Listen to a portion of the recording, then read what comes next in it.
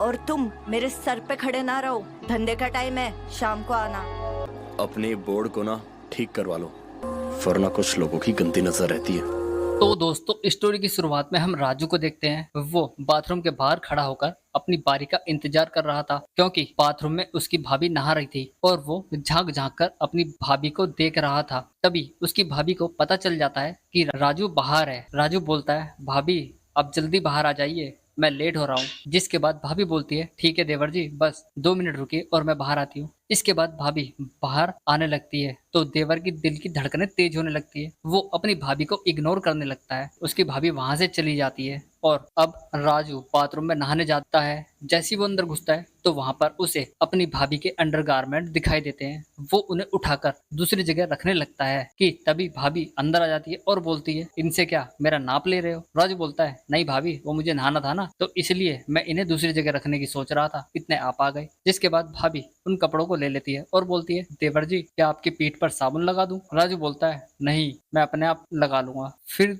दोबारा भाभी बोलती है, देवर जी एक बार लगा देते हैं ना। लेकिन राजू फिर भी हाँ नहीं भरता। जिसके बाद फिर से भाभी बोलती है, कोई बात नहीं, चलो अब लगा ही देते हैं, और वो उसके काफी करीब आ जाती है। जिसके बाद राजू बोलता है, नहीं आप यहाँ से जाइए ना। जिसके बाद भाभी वहां से चली जाती है। दूसरी तरफ राजू की माँ को दिखाया जाता है। वो राजू के लिए खाना लेकर आ जाती है और उसे ढूंढने लगती है, लेकिन राजू घर में कहीं नहीं दिखाई देता। तब राजू की माँ को एक घर में चिट्ठी दिखाई देती है और वो उसे पढ़ने लगती है, जिसमें लिखा था, अम्मा हम लोगों के घर और दीवारें रंगते रंगते ना थक गए हैं, लेकिन कोई भी हमारी कलाकारी की कद्र नहीं कर रहा। आपने हमें इसलिए जन्म नहीं दिया कि हम लोगों की चूल्हा पुताई करते रहें और एक दिन सीढ़ी से गिरकर ऊपर स्वर्ग पहुंच जाए। हमें ये बिल्कुल भी मंजूर नहीं है। हमारा जन्म तो एक महान कलाकार बनने के लिए हुआ है, इसलिए हम इस घर को छोड़कर जा रहे हैं। आप आशीर्वाद दीजिए। बुढ़िया बोलती है, पागल हो गया ये लड़का, अपने माँ बाप का चूल्हा पुताई का धंधा छोड़कर कलाकार बनेगा ये लड़का। अब इतना कहकर बुढ़िया कुछ सोचने लगती है और फिर से खत में पढ़ती है। दरअसल वो उन पैसों के बारे में सोच रही थी जो उसने पर्स में रखे थे।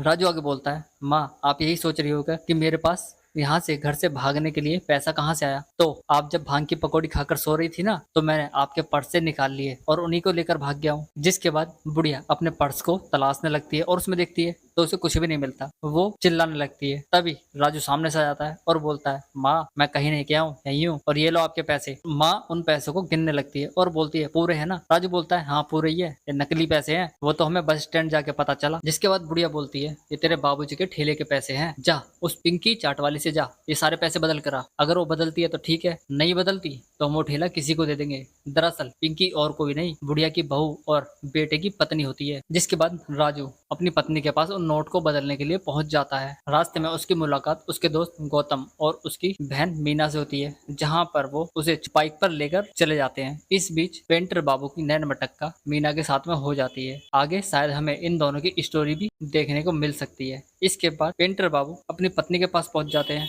और उससे बोलते हैं, ये पैसे ना नकली हैं, अगर तुमने बुढ़िया को सही पैसे नहीं दिए ना तो वो तुम्हारा ठेला किसी और को बेच देगी। जिसके बाद पिंकी बोलती है, अभी मेरे ग्राहक का टाइम है और मैं ग्राहक को सामान दे रही हूँ, शाम को आना तो मैं नोट बदल दूंगी। राजू बोलता है, ठीक से रहा करो, नहीं तो कुछ लोगों की इतनी गंदी नजर होती है ना, वो कुछ ना कुछ देखते ही रहते हैं। जिसके बाद वो उसकी साड़ी का पल्लू ठीक करके वहां से जाने लगता है। लेकिन पिंकी नहीं सुधरने वाली थी, क्योंकि उसे तो पैसे कमाने थे कैसे भी करके, इसलिए वो फिर से ऐसे ही कर लेती है ताकि वो लोगों को ललचाकर अपनी दुकान पर ला सके। जिसके बाद राजू भी घर के लिए निकल जाता है। कहानी में आगे हम एक भाभी को देखते हैं, जहां पर राजू पेंट करने के लिए जाता है। वो पेंट करते करते कब भाभी को देखने लग जाता है और भाभी भी उसे अपने हुस्न का दीदार कराने लगती है। दरअसल भाभी अपने नेल पॉलिश लगा रही थी और राजू भाभी को देखकर उनकी पेंटिंग में अपने काम को भूल जाता है और वो भाभी की पेंटिंग बनाने लगता है। राजू को पता ही नहीं चलता कि भाभी कब उसके पास आ जाती है और उसकी पेंटिंग को देखने लगती है। जैसी भाभी उसके पास आती है वो पेंटिंग छुपा लेता है। भाभी राजू से बोलती है, क्या छुपा रहे हो? राजू बोलता है, कुछ नहीं। जिसके बाद वो भाभी को उसकी पेंटिंग दिखा देता है। भाभी बोलती है, पेंटिंग तो तुम्हारी बहुत अच्छी है, बस तुमने एक कमी छोड़ दी है, जो मेरे सीने पे